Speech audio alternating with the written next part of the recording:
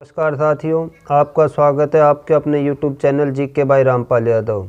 आज के इस वीडियो में हम रक्त से संबंधित टॉप जो 40 क्वेश्चंस हैं उन पे चर्चा करेंगे।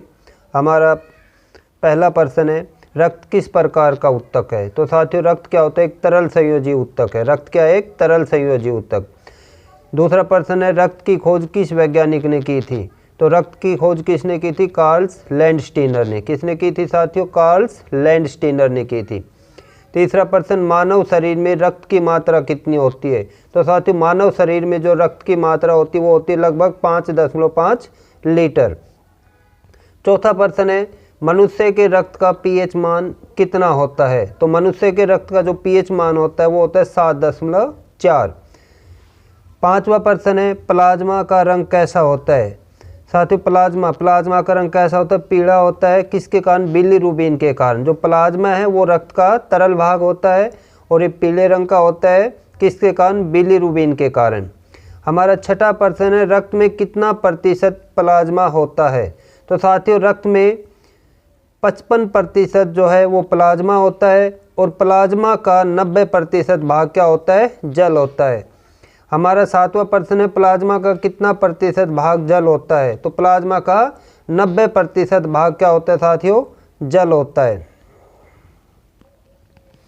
इसके बाद है हमारा आठवां प्रश्न, रक्त के अध्ययन को क्या कहा जाता है। तो रक्त के अध्ययन को क्या कहते हैं साथियों? हीमेटोलॉजी। क्या कहते हैं?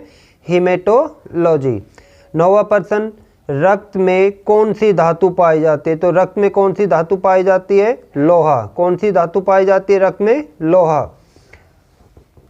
हमारा 10वां प्रश्न है, मानव शरीर के वजन का कुल कितना प्रतिशत भाग रक्त होता है। तो मानव शरीर के कुल वजन का 7% भाग क्या होता है? रक्त होता है। 11वां प्रश्न है, आरबीसी का वैज्ञानिक नाम क्या होता है। तो आरबीसी का वैज्ञानिक नाम होता है एरिथ्रोसाइट। क्या होता है? एरिथ्रोसाइट। आरबीसी का पूरा नाम होता है रेड ब्लड कॉर्पसल्स, लाल रक्त कणिकाएं। 12वां प्रश्न है, आरबीसी की संख्या। तो आरबीसी की संख्या कितनी होती है साथियों? 5 million per cubic millimetre of blood. 5 million per cubic millimetre of blood. RBC का जीवन काल कितना होता है। तो आरबीसी का जीवन काल होता है 120 दिन का। कितना होता है? 120 दिन का। 14वां प्रश्न है, आरबीसी का निर्माण कहाँ होता है। साथियों, आरबीसी का निर्माण होता है अस्थि मज्जा में। कहाँ होता है? अस्थि मज्जा में।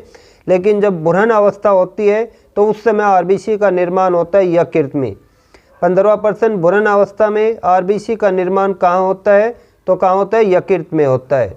हमारा 16वां प्रश्न है, आरबीसी की कमी से कौन सा रोग होता है। तो आरबीसी की कमी से एनीमिया हो जाता है। कौन सा रोग होता है? एनीमिया। 17वां प्रश्न है, रक्त का लाल रंग किस वर्णक के कारण होता है। तो रक्त का लाल रंग किसके कारण होता है? हीमोग्लोबिन के कारण। किसके कारण? हीमोग्लोबिन। हमारा 18वां प्रश्न है, डब्ल्यूबीसी का वैज्ञानिक नाम क्या है। डब्ल्यूबीसी का पूरा नाम होता है व्हाइट ब्लड कॉर्पसल, श्वेत रक्त कणिकाएं, और इसका वैज्ञानिक नाम होता है ल्यूकोसाइट। क्या होता है? ल्यूकोसाइट। डब्ल्यूबीसी की संख्या। तो डब्ल्यूबीसी की संख्या कितनी होती है एक स्वस्थ व्यक्ति में? 4000 से 7000 पर क्यूबिक मिलीमीटर ऑफ ब्लड। इसके बाद हमारा 20वां प्रश्न, डब्ल्यूबीसी का जीवन काल कितना होता है। तो डब्ल्यूबीसी का जीवन काल होता है कुछ घंटों से कुछ वर्षों तक। कितना होता है? कुछ घंटों से लेकर कुछ वर्षों तक। 21वां प्रश्न है, डब्ल्यूबीसी का निर्माण कहाँ होता है। तो साथियों, डब्ल्यूबीसी का निर्माण भी कहाँ होता है? अस्थि मज्जा में। 22वां प्रश्न है, शरीर को रोग प्रतिरोधक क्षमता कौन प्रदान करता है। तो साथियों, शरीर को रोग प्रतिरोधक क्षमता कौन प्रदान करता है? डब्ल्यूबीसी, श्वेत रक्त कणिकाएं। ये शरीर को रोग प्रतिरोधक क्षमता प्रदान करती है।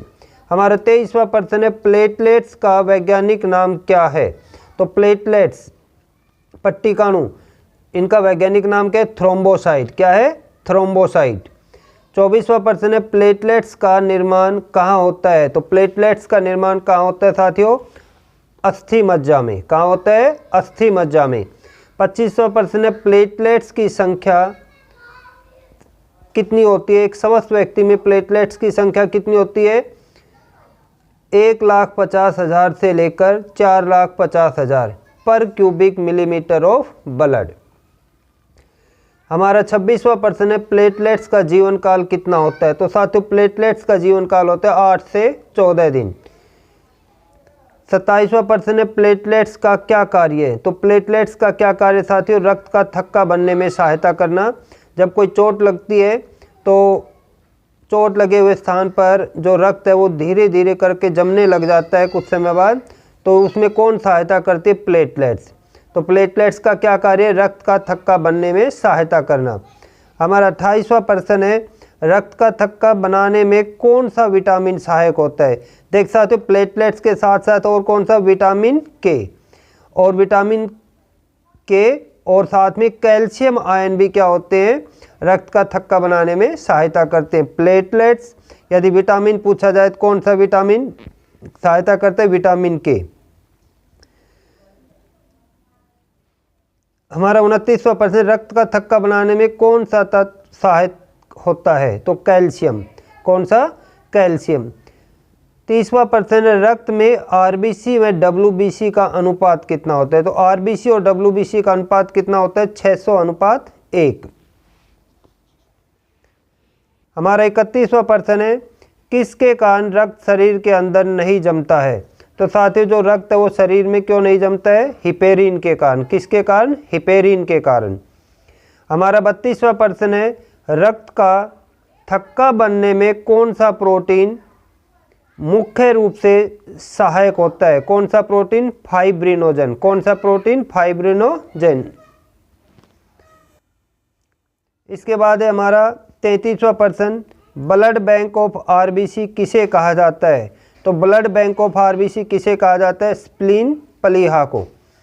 34वां प्रश्न है, मनुष्य के रक्त के कितने समूह हैं? तो मनुष्य के रक्त के 4 समूह होते हैं, ए बी, ए बी, ओ।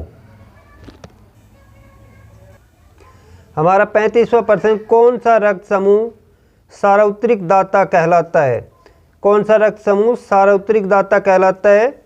ओ। कौन सा रक्त समूह साथी? ओ। सार्वत्रिक दाता मतलब जो सभी को रक्त दे सकता है। तो जिसका ब्लड ग्रुप ओ होता है वो सभी को रक्त दे सकता है। क्यों? कोई एंटीजन न होने के कारण। 36वां प्रश्न है, कौन सा रक्त समूह सार्वत्रिक ग्राही कहलाता है? तो ग्राही मतलब जो सभी से रक्त ले सकता है। तो ए बी ब्लड ग्रुप जिसका होता है वो सभी से रक्त ले सकता है, कोई प्रतिरक्षी या एंटीबॉडी न होने के कारण। 37वां प्रश्न है, रक्त समूह की खोज किसने की? तो रक्त समूह की खोज किसने की थी? कार्ल लैंडस्टीनर ने।